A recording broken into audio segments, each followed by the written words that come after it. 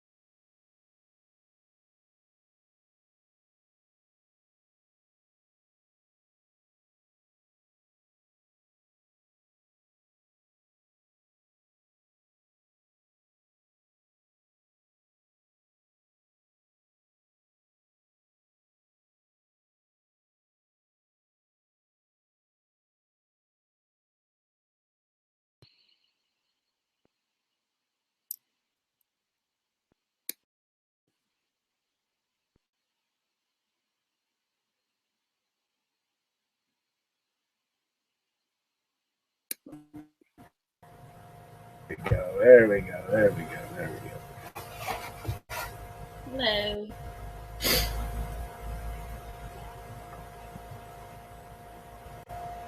I should probably get my. Yeah, you're gonna hear some You're dog. what? You're gonna hear dog barking in a minute. That's perfectly fine because there's dogs barking over here too. Oh, great! Well, you're really But gonna hear it. You're inside the house.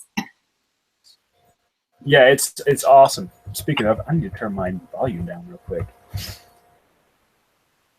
Well, let me get my Okay. earplugs because then it'll be clearer too. Cool. All right, one Do second. that, and I can always kind of edit it down, so we're good. Okay. Or it's just part of real life. We'll find out. Hopefully this goes off okay. We're gonna find out here in just a second. I can always edit things and all that, so we're good. Oh, I believe in We raw. are good. I believe in raw transparency. Life happens, and you got to learn to roll with it.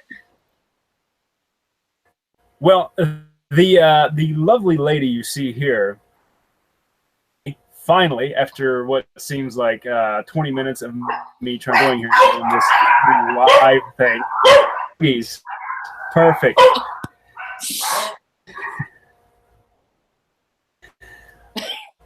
Who you're hearing here is she is a cancer survivor. It's John coming home from his scans, and they're all saying, "We love you." That's what it is. That's what you're hearing. She is a cancer survivor.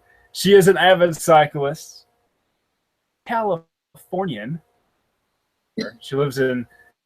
She lives around beautiful San Diego, which I'm sure Ron Burgundy had something to say about that, if you remember that movie. Thank you, man. Great movie. Perfect. Very tall, but what she makes up for in heart. Everyone, please welcome Miss Michelle Tall. Welcome, MT. How's it going?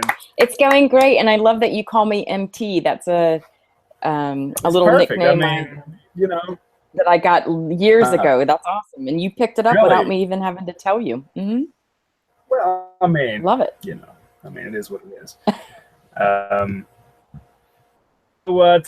Tell all the people kind of about yourself here a little bit, and what's going on with you, and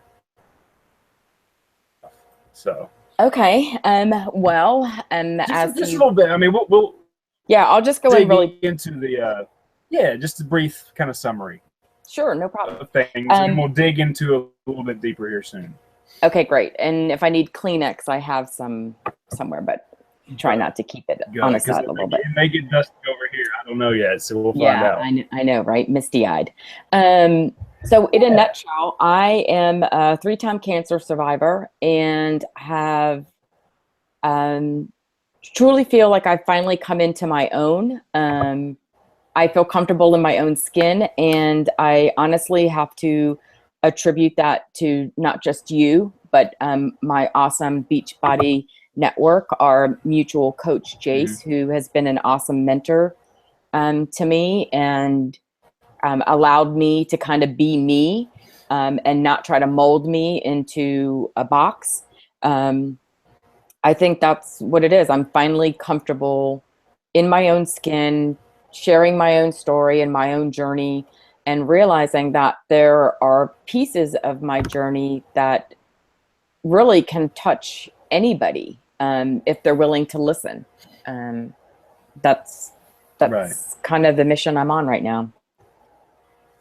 That's awesome. And I mean, and you're doing a great job, honestly. I mean, you know, you and I talk all the time, and I really think that you're doing a really good job of finding yourself, expectations from other people, and it's really kind of refreshing to see that, and how happy you're getting, and all that type of stuff. So it's pretty cool.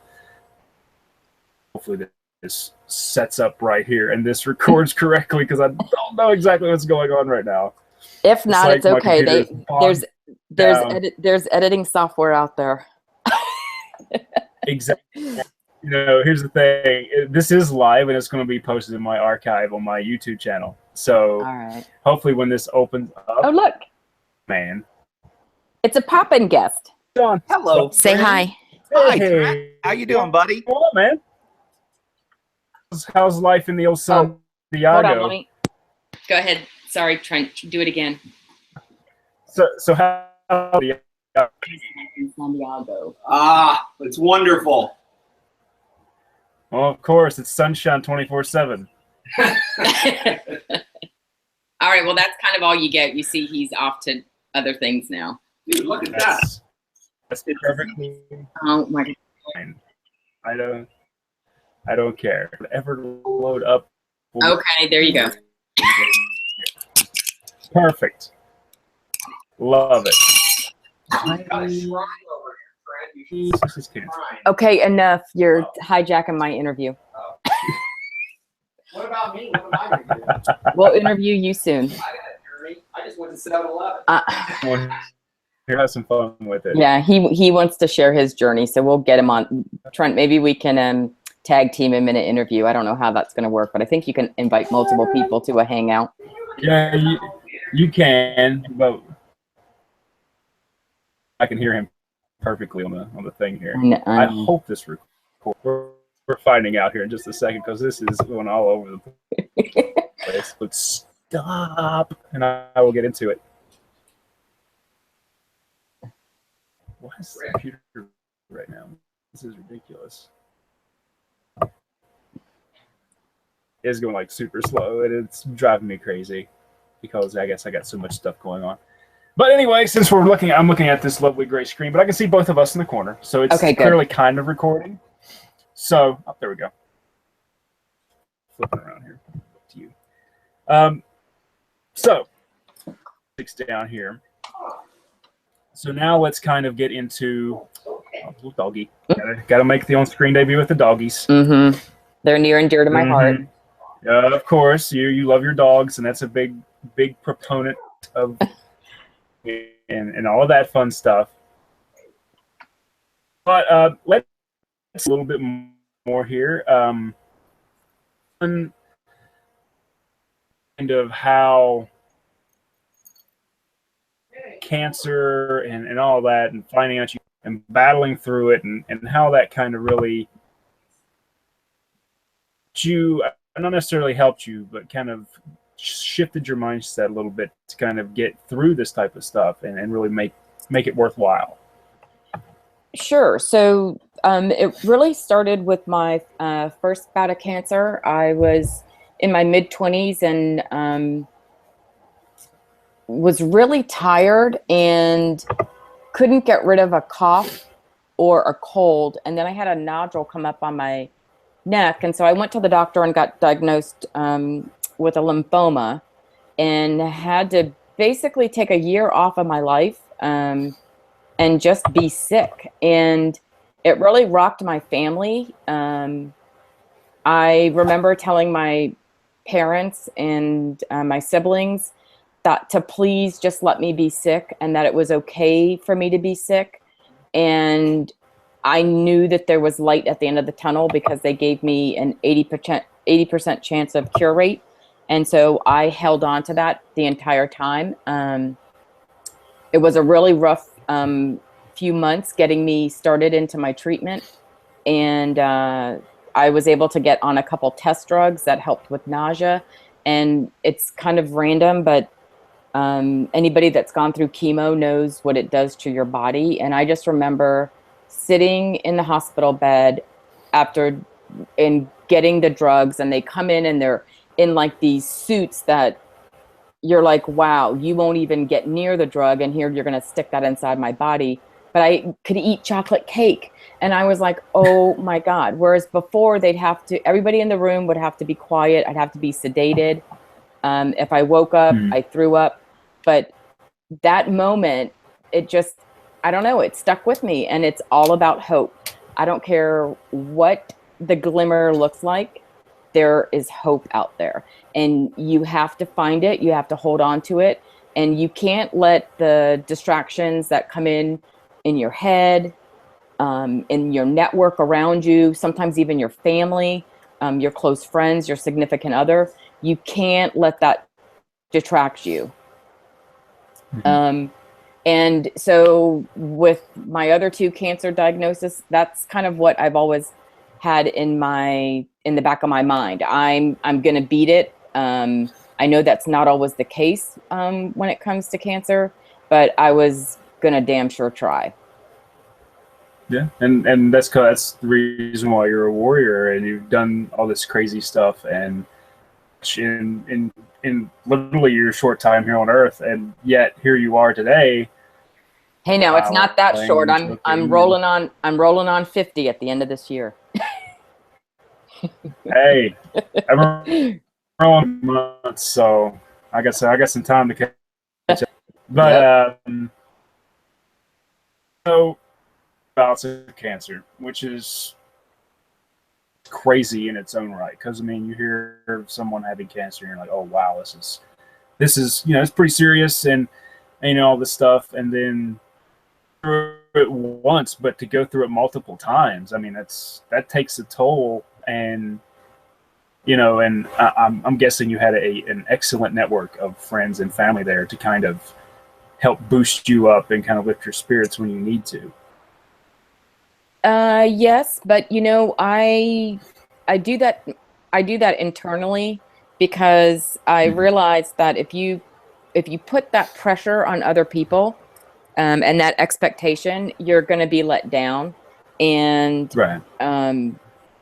Yeah, I don't know. I'm odd like that. A lot of my drive is internal, and I don't know how else to say it. I do a lot of personal development, as you know. Our Coach Jace is big into that, and it's this past year. I've really applied myself to 15 minutes a day. I don't care what it is, but I'm either listening to it or reading it or sharing it with somebody else to cement it in my mind, and that really has helped. That's good. That's good. And and personal development is huge. I mean, we know that as coaches and as people in life in general. I mean, we know that for a fact that learning and constantly developing yourself, it's just how it is. It's absolutely life. So let's shift the gears a little bit here.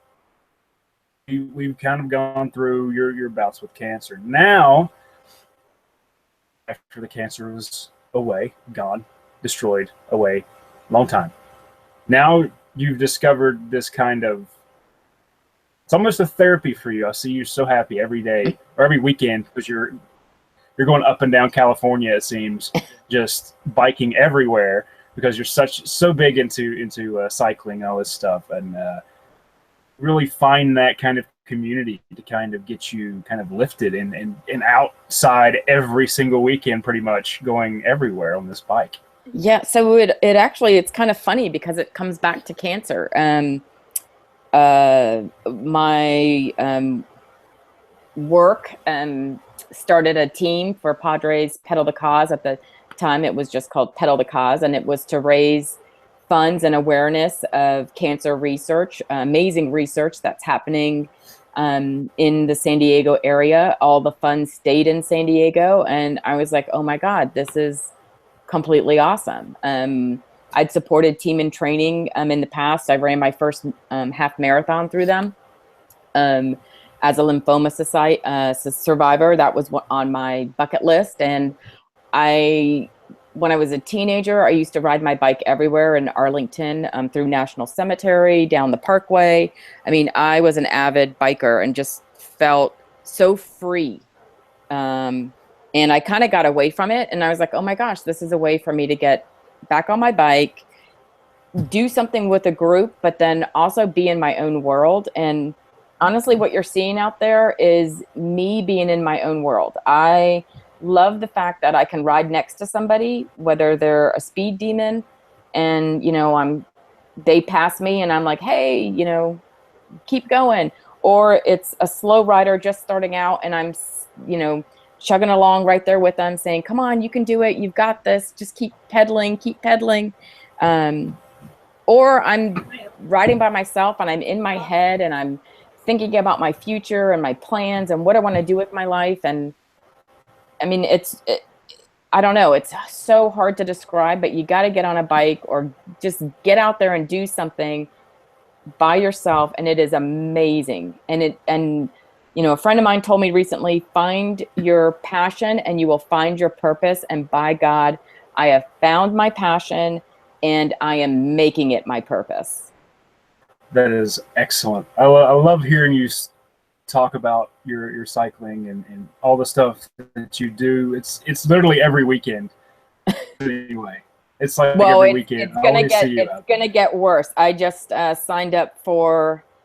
It's either 5 or 6 rides now in the fall. I'm gonna be nuts from October through November. Completely nuts.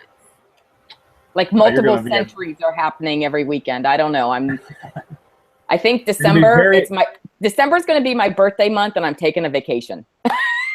That's probably wise, as much as wrong. Let's put it that way. So well, and I gotta say, one quick plug for Beachbody. I was beyond excited 2 or 3 summers ago now. As soon as they brought out that performance line, my God, it has changed stuff. It's great stuff. It has changed my cycling. It has changed my performance in cycling. Granted, a custom fit helped with that too, but I mean, from the time you get ready to cycle, while you're cycling, and then the recovery, which is so important. So important. There's a reason why Iron Man signed up and loves Beachbody products. No joke. Yeah. So kudos to Carl Deichler and his team. Oh my God. I'm huge proponent of that system. Huge. Yeah, I use it every day myself, and pretty much every workout I do, I use some form of the performance line, whether it's the pre-workout, the hydrate during, recover. Yeah, I kind of use that in my own stuff too. So it's really good stuff. So yes, get it if you can, because it's great. Well, and reach out to Trent or me if you want it. So that's that too. Yeah, we're coaches and we can help you out there. But now I want to get into something a little more serious. I mean, let me drink my Shakeology. Drink your Shakeology. It's been 2 years now. You suffered a concussion on your bike, correct? 2 years, almost. Yeah, this summer will be 2 years. And you suffered a bit of head trauma from that. And the way I understand it is you're still kind of suffering from that a little bit. Yeah, and and that's going to make me cry. Oh. Only because it's something that secretly I've been dealing with for 2 years. And it's only recently I found this awesome and amazing, and I cannot wait for the research that's going to come out of this group. It's the Pink Concussions Women's Group. I finally got the courage to click join. And I've been in there, you know, just kind of lurking in the group for a month. And I finally made my first post this weekend because I've been going. And it finally hit me on Saturday that I was just beyond exhausted. I think I was in bed around 10:30 and I slept until 3, and I didn't understand fully what was going on with my body. And so I posted in the group and I asked for some advice. And am I making this stuff up? Because in full disclosure, I have not gone back to a neurologist. I've just they basically had said, when I had the accident, you need brain rest, and your brain's going to tell you when it's ready. And you really should be in this 8-hour program for, I don't know, 6 weeks. And I didn't have weeks of my life to put on hold and go back through and train my brain to do simple things. So I have lost some short-term memory. Classic example, last night, I go on a bike ride. How many times have I been on a bike ride? Forever. What do I normally do? I pack up all my stuff. I do my little checklist. Well, guess what? I forgot my Garmin. How do I know how far I'm going? How do I know what my speed is? You know, my calorie burn, blah, blah, blah. Something just, I do it every time. It's always in my bag. I forgot it yesterday. And so I'm just finding that it is something that I need to deal with. I want to be transparent about it because out of all the things I've learned, holding on to something and keeping it a secret is so much wasted energy in life that I felt 200 pounds lighter when I clicked post. I'm getting back to that now, but that post was basically saying, I feel like the Energizer Bunny. I go. And then out of nowhere, I hit this wall. And I could tell what was going on because 2 days before I crashed, meaning that I'm in bed on Saturday, I was feeling really nauseous. And it was because I was overextending myself. Now, I think I'll always continue to overextend myself because there's so much to do in life. And I really want to get the most out of every single day. But I also have to realize that, you know, my body needs rest, my body needs to heal, and my body needs to recover, not just when I'm cycling, but also when I'm doing daily stuff. So I'm just now figuring all that out, and it's taken me a year and a half. I've also still got some physical injuries from that crash that, you know, it was my neck first, and now it's thoracic outlet syndrome. I'm really trying to avoid surgery. I'm working with an awesome chiropractor and getting the physical side of me back. But this mental thing, it's something that nobody sees. But yet, if you have a flaw, I just find in my world, because anybody that's a time vampire or an energy vampire, there's no place for them in my life, thanks to the energy bus. I'm cutting them out because I do have a flaw, I do have a weakness, and I'm doing the best that I can with what I got. And I feel, honestly, I'm projecting that onto other people, and it's made me so much more tolerant because as a type A personality, trust me, it's tough dealing with incompetence. Yeah. But you know what? There are times when I'm incompetent, and you know what? It's okay. I'm human. Yeah. I'm not a computer. So I know that probably was a little bit more time than you wanted, but I just needed to get that out there because I am going to be more, I'm going to be posting a lot more about it because I really want to see where this pink concussion group goes. And she's making strides with getting some research, and, you know, that women are also suffer a traumatic brain injury, and that needs to be addressed. And I mean, you know, in any type of head injury, it's always even if you don't think it's serious, it's always at least somewhat serious, just because this up here is extremely important to everything else. Oh yeah. No matter what happens, if it's just a little ding or whatever, you always have to kind of wonder, is like this up the bus loose, or blah blah blah.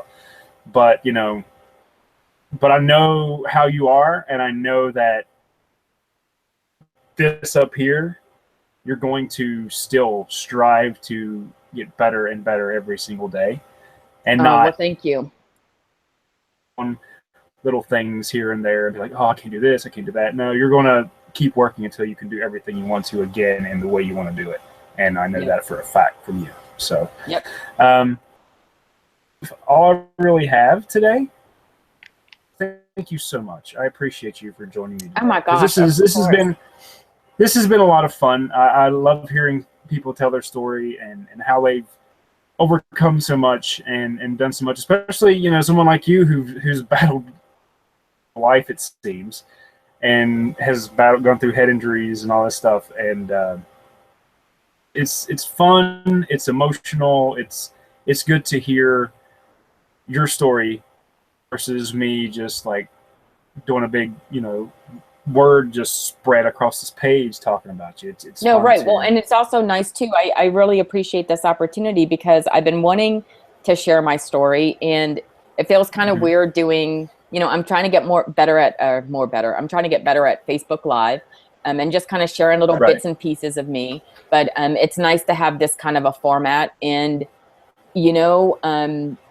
if I can help just one person, I don't care who it is or what it's about, by God, I've made it an epic day. And I really, really want to, speaking of epic, you have an amazing story, and it would be my pleasure and honor for you to be my first interviewee.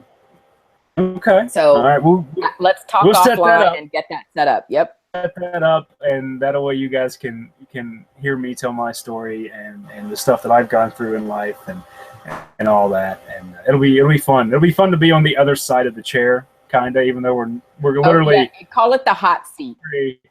Call it the hot seat. Hot seat. I like that a lot. For the interviewee is hot seat. Yes. Fun. It'll be fun. So thank you so much. Well, my video show, my interview show is going to be MT's hot seat. Oh, I love it. Right? I love it. Market it. Copyright it right now. Let's do it. Let's get this. Trademark it. Hashtag. Trademark it. Book it. Hashtag it. Whatever. Let's get it done. Again, thank you so much, Michelle. Oh my gosh. Thanks, Trent. Have an amazing and epic day.